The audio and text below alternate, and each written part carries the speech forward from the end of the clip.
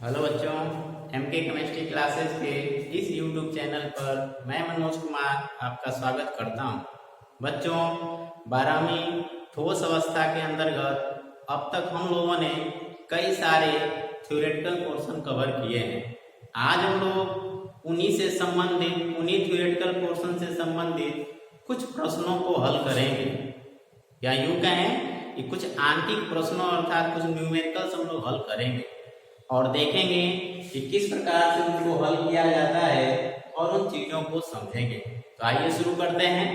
एक सवाल आपके सामने यहाँ पे लिखा हुआ है, एक फलक केंद्रित ध्वनि तत्व, यानी यहाँ पे किसकी बात कर रहा है बच्चों? फेस सेंटर्ड यूनिट सेल की बात कर रहा है, जो कि हम लोगों ने पीछे पढ़ा है। एक फलक केंद्रित ध्वनि तत्व जिसका परमाणु क्रमांक कितना है? 60 में सेल के किनारों की लंबाई 400 pm किसमें दे रखा है? pm में दे रखा है। इसका घनत्व क्या होगा?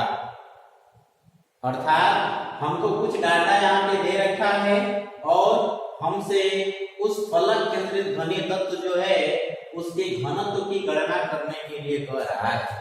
बच्चों, पिछली वीडियो में हम लोगों ने अच्छे से पढ़ा था कि घनत्व क्या होता है, किसी क्रिस्टल का घनत्व कैसे निकालते हैं, ये सारी चीजें हम लोगों ने देखा था।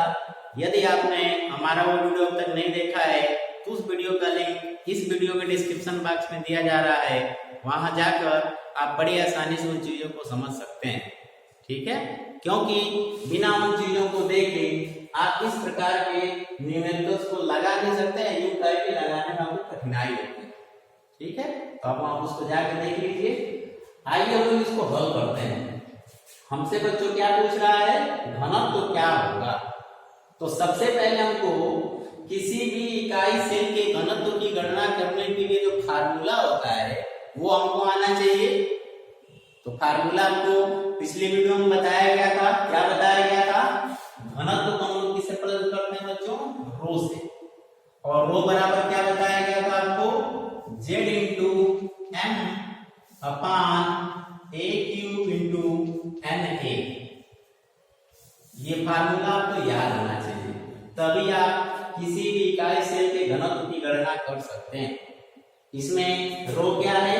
घनत्व है। Z क्या है बच्चों? रैंक है। Z क्या है? रैंक है। अर्थात पर यूनिट सेल कितने एटम होते हैं उसकी बात कर रहा है। M क्या है? यदि तत्व दिया होगा तो परमाणु भार है, यदि कोई आणविक यौगिक दिया होगा तो सूत्र भार होगा। पीछे आपको बताया जा चुका है, इसलिए मैं कह रहा हूं वो वीडियो आपने नहीं देखा तो आप जाकर उस पर देख सकते हैं। ए क्या है? ए बच्चों किनारों की लंबाई है और Na क्या है? ये एक नंबर है, इसको अवैध संख्या कहा जाता है, जिसका मान 6.023 × 10⁻23 होता है। तो आइए देखा जाए कि प्रश्न में क्या क्या हमको दिया हुआ है। इतना तो मालूम घनत्व पूछ रहा है, ये रो का मान पूछ रहा है, तो क्या क्या दिया हुआ है आइए उसको देखा जाए। सबसे पहले इसमें दिया हुआ है, आप देख सकते हैं कि एक फलक केंद्रित ध्वनि तत्व, परमाणु भार कितना दे रखा है? 60। अर्थात आपको क्या दे रखा है? M कितना दे रखा है? 60। और एक चीज और इसमें Z भी छिपा हुआ है, फलक केंद्रित। आपको मालूम होना चाहिए, मैंने रैंक निकालना बताया था, उस पर मैंने एक वीडियो बना रखा है, जाके उसको आप देख सकते हैं, जिसमें फलक केंद्रित इकाई सेल का जो रैंक होता है बच्चों वो हमने निकालना आपको बताया था। कि मान लीजिए कि कोई क्यूब है, ठीक, और फलक केंद्रित इकाई सेल में जो एटम्स होते हैं वो कहाँ होते हैं? कार्बन्स पे होते हैं, और कार्बन्स के अलावा फेस पे होते हैं यहाँ। ठीक है, और इसके हिसाब से जब उन्होंने रैंक निकाला था तो कोनों का जो हिस्सा आता था वो 1/8 आता था, जिसके हिसाब से हम लोग हिस्सा निकालते थे तो याद आता था कितना? 1। और फेस कितने हैं? कुल 6। और 6 फेस पे हिस्सेदारी कितनी होती है एटम्स की? आधा। इसके हिसाब से मैंने निकाला था तो रैंक आ रही थी 3। तो ओवरऑल इसकी जो रैंक आ रही थी कितना आ रही थी बच्चों? 4 आ रही थी। ठीक है, तो इसमें इससे आप पकड़ोगे Z का मान नहीं दिया रहेगा तो जो किस प्रकार का सेल दे रखा है उसके हिसाब से जेड का मान निकालोगे। तो फलक केंद्र इकाई सेल है बच्चों, इसलिए जेड का मान कितना दे रखा है या कितना होगा 4 होगा। हमने उसको वहां पे निकाल के भी देखा। इसके बाद किनारों की लंबाई ए अर्थात ए का भी मान दे रखा है, कितना दे रखा है 400 pm। क्या दे रखा है 400 pm। इसको हम लोग बच्चों बोलते हैं पीएम को पिकोमीटर। क्या बोलते हैं पिकोमीटर। बहुत छोटी यूनिट को मेजर करने के लिए पीएम का प्रयोग किया जाता है। इसको आप सवाल में लगाएंगे तो इसको मीटर या सेंटीमीटर में कन्वर्ट कर लेंगे। एक पिकोमीटर है बच्चों 1 × 10 की घाते ऋण 12 मीटर या 1 × 10 की घाते ऋण 10 मीटर होता है। कितना होता है बच्चों, एक पिकोमीटर में 1 × 10 की घाते ऋण 12 मीटर और सेंटीमीटर में सेंटीमीटर में निकालेंगे तो कितना होता है ये 1 × 10 का ऋण 10 सेंटीमीटर। तो जब आप सवाल को हल करोगे तो यदि सेंटीमीटर में दिया है तो कोई दिक्कत नहीं, लेकिन यदि पिकोमीटर में दिया है तो आप उसको सेंटीमीटर में कन्वर्ट कर लोगे इस पैमाने की सहायता से। ठीक है, चलिए। और एनए कह सकते हैं कि नियतांक की तरह होता है, इसका मान निकाला गया है वो फिक्स होता है। कितना होता है 6.023 × 10 की घाते 23। तो ये मान इसका फिक्स होता है, आपको याद करना पड़ेगा। हो सके कि सवाल में दे भी सकता है और नहीं भी दे सकता है, तो इसको आप जरूर याद कर लीजिए। इसको अवगत संख्या बोलते हैं। सवाल में 6.02 तक की मान भरते हैं, इतना लंबा भरने की जरूरत नहीं है, लेकिन एग्जैक्ट इसका मान इतना होता है, इसको याद रखें। तो फिर से एक बार देखते हैं। जेड हमको मालूम हो गया कितना दिया है 4, एम कितना दे रखा है परमाणु का 60, इसके बाद ए कितना दे रखा है 400 pm। तो जब इसको हम लोग सेंटीमीटर में कन्वर्ट करेंगे बच्चों ये हो जाएगा 400 × 10 की घाते ऋण 10 सेंटीमीटर। तो हमको ए का भी मान मालूम हो गया, कितना हो गया 400 × 10 की घाते ऋण 10 सेंटीमीटर। हमने इसको सेंटीमीटर में कन्वर्ट कर लिया और एन का मान होता है इतना। तो आइए इस सूत्र में इस मान को रखा जाए। जेड का मान 4 हो जाएगा 4 × एम का मान 60, तो यहाँ पे 60 लिख देंगे। और देखिए ए का मान दिया हुआ है कितना 400 × 10 की घाते ऋण 10। तो 400 × 10 की घाते ऋण 10 और इस पे हमको क्यूब लगाना है, क्योंकि हमको यहाँ पे आयतन निकालना होता है। तो क्यूब लगा लेंगे इंटू 6.02 इंटू 10⁻23।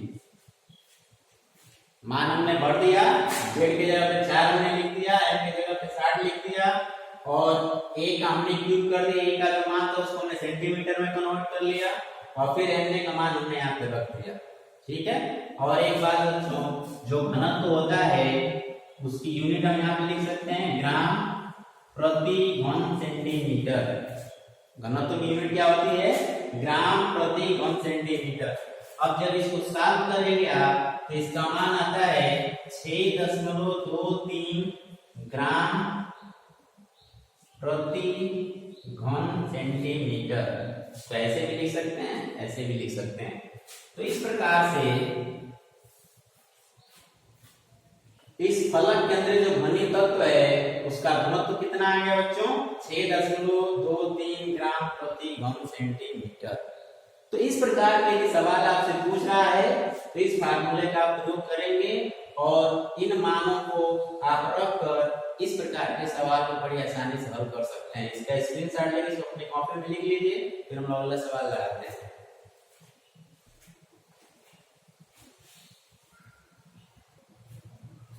स्क्रीनशॉट आपने पहले सवाल का ले लिया होगा। आइए हम लोग एक दूसरे टाइप का सवाल देखते हैं, उससे संबंधित लिखा है एक तत्व बीसीसी संरचना। बीसीसी मतलब क्या होगा बच्चों बॉडी सेंटर्ड सेल या यूनिट सेल कह सकते हैं, हिंदी में इसको बोलेंगे अंतः केंद्रित इकाई सेल में उपस्थित है। ठीक है, तो इसकी सहायता से आप किसको काउंट करोगे जेड को काउंट करोगे। किसको काउंट करोगे जेड को, किसके हिसाब से बीसीसी जो यहाँ पे दिया हो इसके हिसाब से। इसके सेल किनारों की लंबाई, सेल के किनारों की लंबाई यानी ए का मान कितना दे रखा है बच्चों 250 pm यानी 250 पिकोमीटर। इसको सेंटीमीटर में कन्वर्ट कर लेंगे, अभी मैं बताऊं कैसे सेंटीमीटर में इसको कन्वर्ट करते हैं। यदि इसका घनत्व, अभी देखिए घनत्व, पिछले सवाल में घनत्व की गणना कर रहे थे, यहाँ पे तो घनत्व दे रखा है तो जाहिर सी बात है इसमें से कुछ हमसे पूछेगा। तो घनत्व कितना दिया हुआ है 8 ग्राम प्रति घन सेंटीमीटर हो तो तत्व के परमाणु भार की गणना कीजिए। यानी इस प्रश्न में हमसे बच्चों क्या पूछ रहा है, परमाणु भार, यहाँ पे इस फार्मूला में क्या है m, अर्थात इसमें हमको m की गणना करने के लिए पूछ रहा है। सबको समझ में आ गया। हमको इसमें रो का विमान दे रखा है, जेड का विमान दे रखा है, ए का भी दे रखा है और एम तो आपको पता है फिक्स है, ठीक है। तो हमसे इसमें m की गणना करने के लिए पूछ रहा है। तो m की गणना कैसे करेंगे, पहले देख लेते हैं क्या क्या कितना दिया है। आप देखिए बीसीसी संरचना है और बीसीसी संरचना की रैंक कितनी होती है बच्चों 2। कैसे, कार्नर्स का हिस्सा निकालते हैं तो एक आता है और एक बॉडी के भीतर होता है तो उसका हिस्सा भी निकालते हैं तो एक आता है। इस प्रकार से बीसीसी की रैंक आती है बच्चों 2। सबको समझ में आ गया। बीसीसी का मतलब क्या बता रहे थे, अंतर केंद्रित इकाई से। इसके बाद हमसे पूछ ही रहा है ए कितना दे रखा है 250 pm, तो इसको सेंटीमीटर में बदलेंगे तो कितना हो जाएगा, हो जाएगा 250 × 10⁻⁻10 सेंटीमीटर, ठीक है। अब इसके बाद हमको रो का विमान दे रखा है, कितना दे रखा है 8 ग्राम प्रति घन सेंटीमीटर। तो इतने डाटा आपको दे रखा और m का मान पूछ रहा है। m का मान कैसे निकालेंगे, m को इधर ला दीजिए, m = रो उधर चला जाएगा और ये आपको पता है कि जब राशि इधर से उधर होती है कुछ नियम होते हैं कि नीचे वाले ऊपर चले जाएंगे। तो कुछ ऐसे लिखेंगे इसको, a³ × na * ये रो भी इधर जाएगा, रो अपॉन जेड। तो आप इसको अपनी कॉपी में नोट कर लीजिएगा। m का एक फार्मूला बन गया a³ × na * rho upon Z. अब सारा मान इसमें हम लोगों ने लिख रखा है तो इसको फिलअप कर दिया जाए। a का मान कितना है बच्चों 250 × 10⁻10 और इसका क्यूब कर देंगे क्योंकि a का क्यूब करना है, इंटू na कितना होता है 6.023 × 10⁻23 ×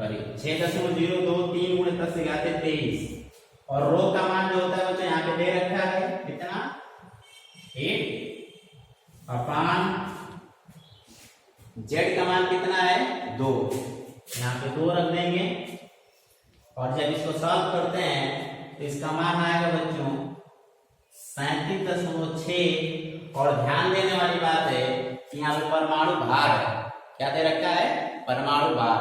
तो इसके लिए जो यूनिट यूज करते हैं वो होता है बच्चों ग्राम प्रति मोल। तो जब इसको आप गुणा भाग करके सॉल्व करेंगे तो इसका मान कितना आएगा 37.6 ग्राम प्रति मोल। तो इस प्रकार के सवाल आए बच्चों की परीक्षा में तो आप इस प्रकार से हल करेंगे।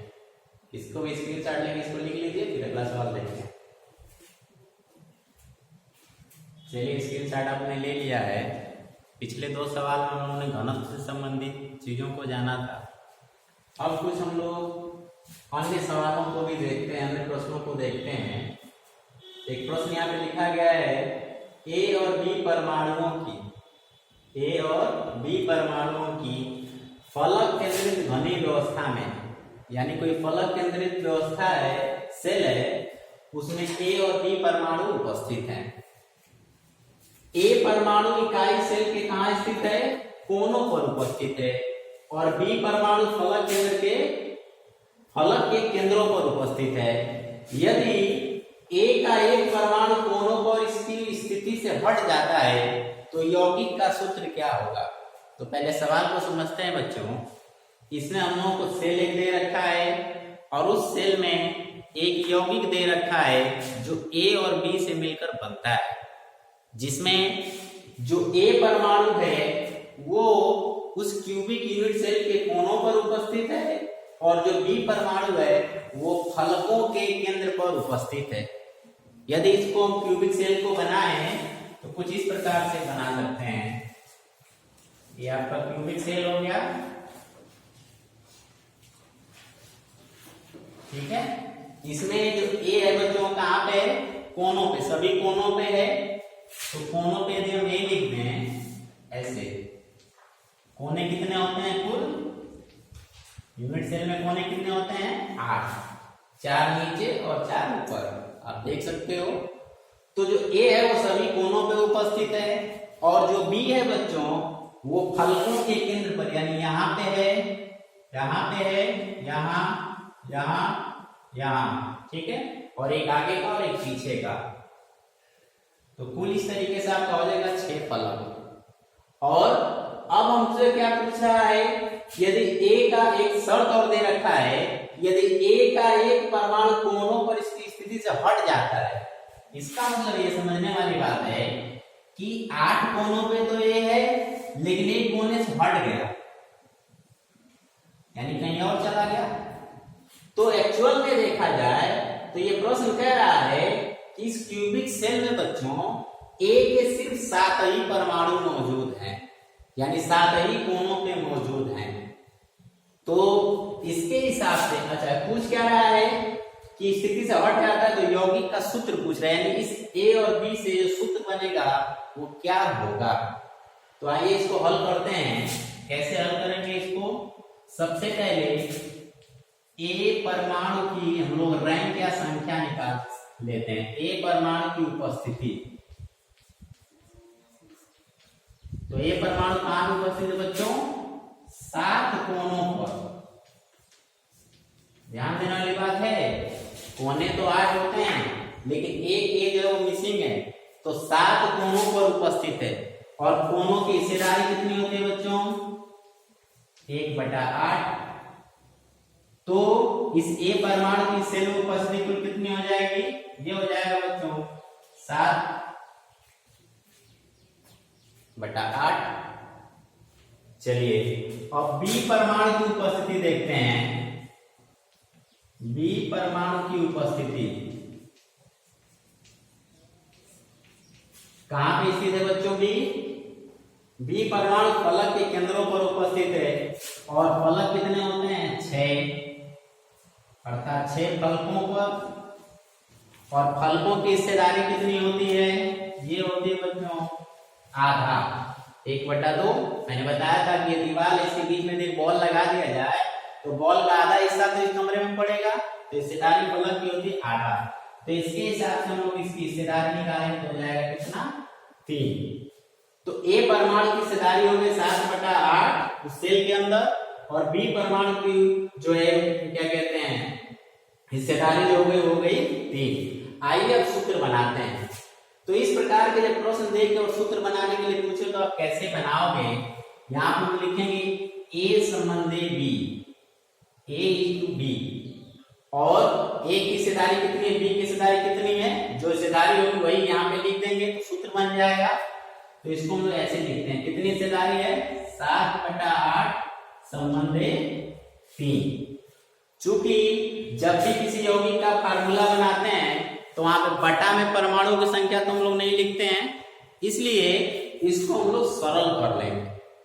यदि यहाँ पे सिर्फ 8 या 7 होता तो हम लोग सीधे लिख देते, लेकिन इनके अनुपात को हम लोग बटा में यहाँ पे नहीं लिख सकते हैं, इसलिए इसको हम लोग सरल करके और इसको लिखने योग्य बना लेंगे। कैसे क्या करते हैं, ये आपको थोड़ा सा अपना कॉमन सेंस लगाना है। क्या करेंगे कि इधर और इधर दोनों जो मान दे रखा उसमें 8 से गुणा कर देंगे। तो करते हैं 8 से गुणा, 7 × 8/8 संबंधित 3 × 8। तो ये 8 से 8 कैंसिल हो जाएगा और ये हो जाएगा 8 × 3 = 24। तो संबंध क्या निकल जाएगा बच्चों? 7 संबंधित 24। अब ये अनुपात सरल हो गया और अब इस अनुपात को उठा के इस ए और बी के सामने परमाणुओं की संख्या के रूप में लिख देंगे। तो कुछ इस प्रकार से लिख रहा हूं, लिख देते हैं।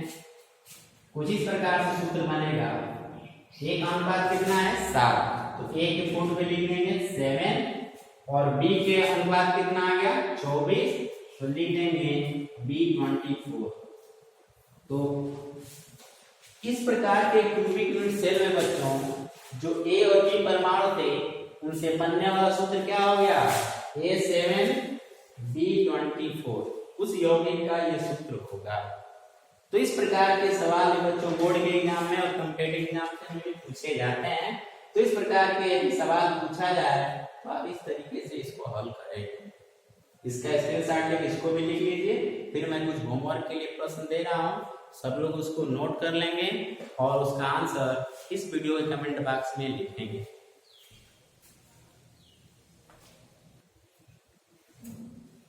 अभी तक हम लोगों ने बच्चों कुछ क्वेश्चन हल किए हैं। अब उसके बाद कुछ आपको होमवर्क दिया जा रहा है। होमवर्क के रूप में कुछ प्रश्न आपको दिए जा रहे हैं जिनको आपको हल करके और इनके आंसर इस वीडियो कमेंट बॉक्स में लिखने हैं। कौन से सवाल है?